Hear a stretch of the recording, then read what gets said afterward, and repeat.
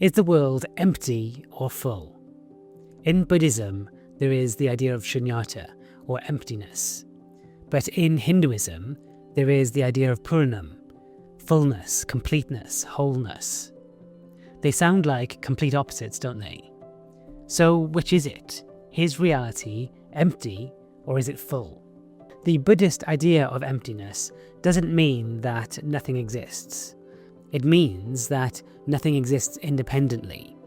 It means that everything is interdependent. Everything arises together. Everything is caused by something else.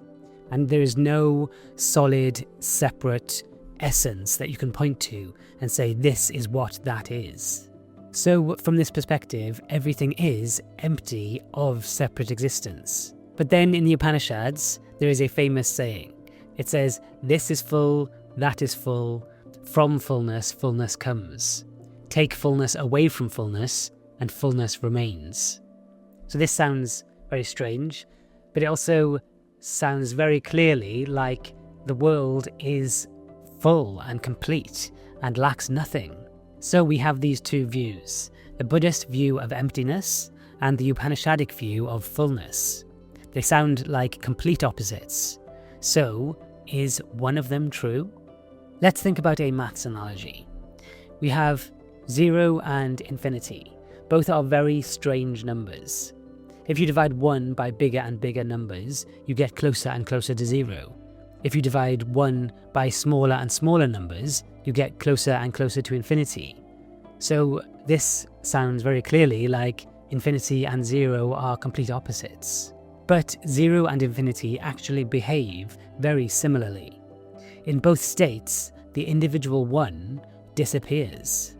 If you add 1 to infinity, you still have infinity. If you take 1 away from infinity, you still have infinity. If you add 1 repeatedly to 0, then numbers come out of nothing. And then if they collapse again, then they return to 0.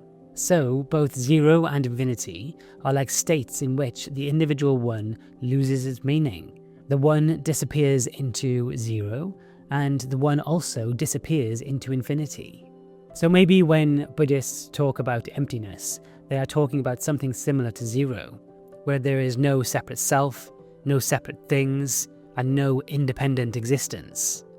And maybe when in the Upanishads they talk about fullness, they are talking about something similar to infinity, where everything is one, and everything is full and complete and lacks nothing. From the point of view of the individual, it sounds like these are opposites, because one sounds like nothing and the other sounds like everything. But maybe nothing and everything aren't actually opposites. Maybe they are the same thing, just seen from different directions. This could be why some people see God as nothingness, and other people see God as infinite. In Kabbalah, it's actually really interesting because they have an idea of God being the ultimate infinite reality, and there's a word used to describe this called ayin, and this actually is translated as nothingness, which brings together the idea of infinity and nothingness. The Kabbalah mystics say that for the universe to be created, nothingness has to manifest into somethingness, and therefore the source of all existence is a profound divine void.